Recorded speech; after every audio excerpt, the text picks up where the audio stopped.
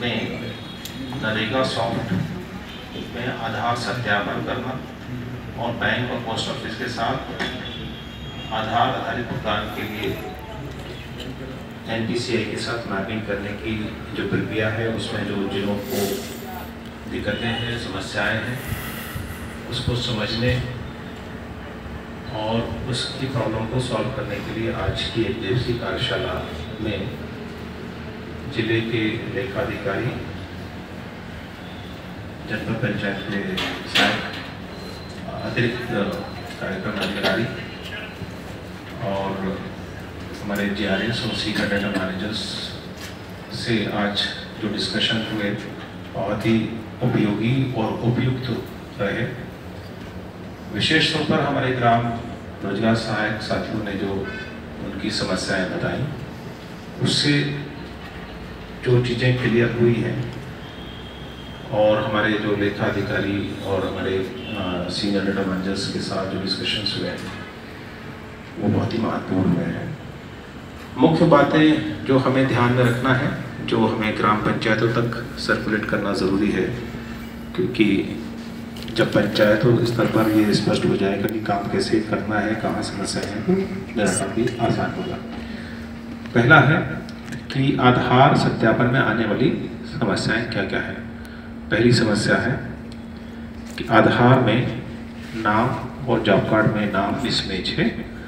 ऐसी स्थिति में ये प्रावधान जिला स्तर पर DPC पर दिया गया है। ऐसे केसेस को पंचायत से संकलित करते हुए और विधिवत तरीके से उसको जिला पंचायत तक तत्काल पहुंचवाना है, ताकि जो नाम में मिसमैच है उसको तत्काल दुरुस्त किया जा सके। इसी प्रकार से जेंडर में आधार और जॉब कार्ड में मिसमैच है, अंतर है, उसको दुरुस्त करने के लिए भी इसी प्रकार से कारणवार जानकारी लेना है और उसको जिले पर भेजना है, ताकि उसमें भी आवश्यक सुधार करेक्शन हो सके। तीसरा कारण ये है कि अगर किसी भी व्यक्ति का आधार ऑलरेडी सीडेड है और 2 जगह पे सीडेड है, तो पहले वाले जॉब कार्ड को दुरुस्त करना है, ताकि वो जॉब कार्ड के साथ या जो उस वर्कर के साथ जो लिंक्ड आधार है वो आधार फ्री हो जाए और वेरीफाइड हो जाए। उसके स्थान पर जो सही जॉब कार्ड है वो हम दर्ज कर सकें। तो जहाँ डुप्लीकेशन है आधार का, जहाँ हमने गलत तरीके से किसी वर्कर के अगेंस्ट में डाल दिया है, उसको फ्री करना, पहले उसको सत्यापित कराकर सही कराना, और जब वो गलत वाला जो डला हुआ है पहले से वो जब फ्री हो जाएगा तो हम सही वर्कर के साथ उसको एंट्री कर पाएंगे। चौथा ये है कि जो डुप्लीकेशन है जॉब कार्ड में, उस डुप्लीकेशन को हटाने की प्रक्रिया हमें अपनाना है।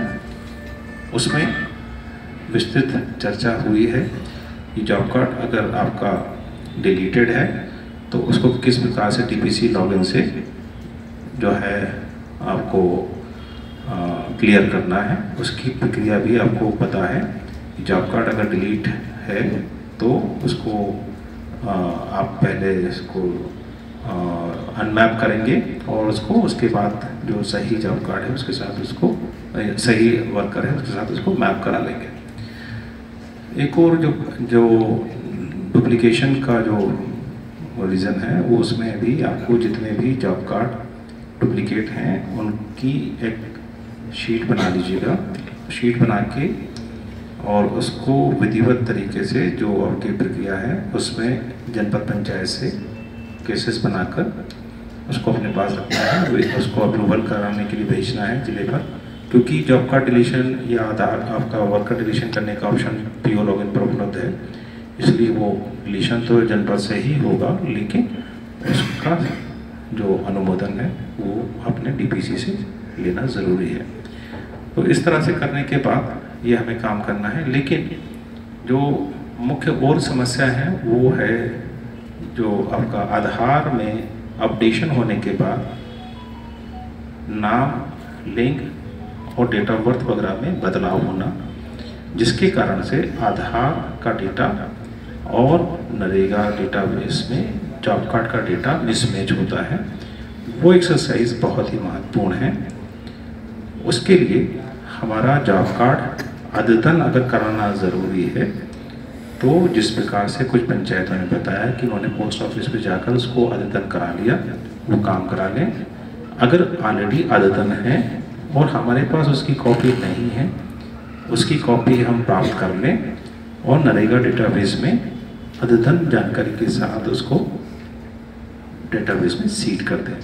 ये एक्सरसाइज हमारी होने के बाद हमारे जितने भी इश्यूज हैं आधार सत्यापन से संबंधित, वो 100% एड्रेस हो रहे हैं, जैसा कि अभी हमने चर्चा की है। इसके अलावा हमें कोई भी कारण नहीं लगा है।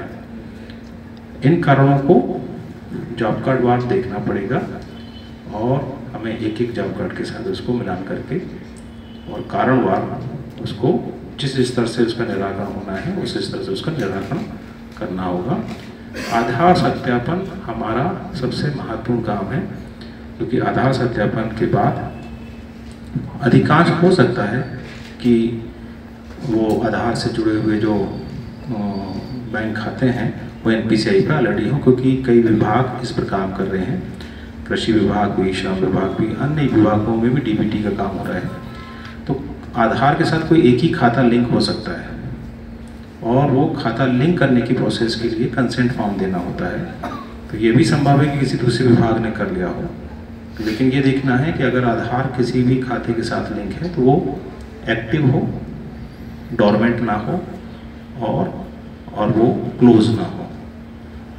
तो ये सब बातों का ध्यान रखना है ताकि हमारा ABPS जो है उसमें जो अभी गति है वो और बढ़े।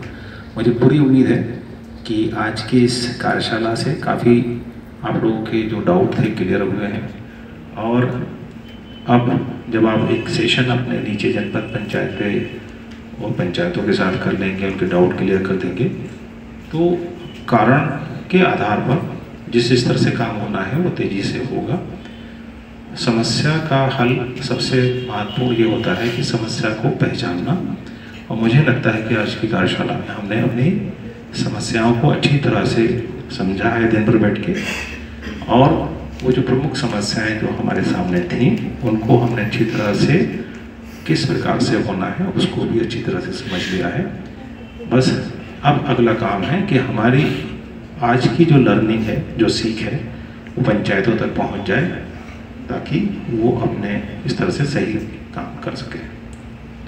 बैंकों के साथ आज प्रेजेंटेशन था, बैंकों ने भी अपनी बात रखी, पोस्ट ऑफिस ने भी अपनी बात रखी, और उन्होंने भी आधार के बारे में जो उनसे जुड़े हुए मुद्दे थे वो आपको बताए, आपके प्रश्नों का जवाब भी दिया। मुझे लगता है कि अब किसी प्रकार की कोई भी ऐसी समस्या नहीं है जो हमारे अभी संज्ञान में ना हो।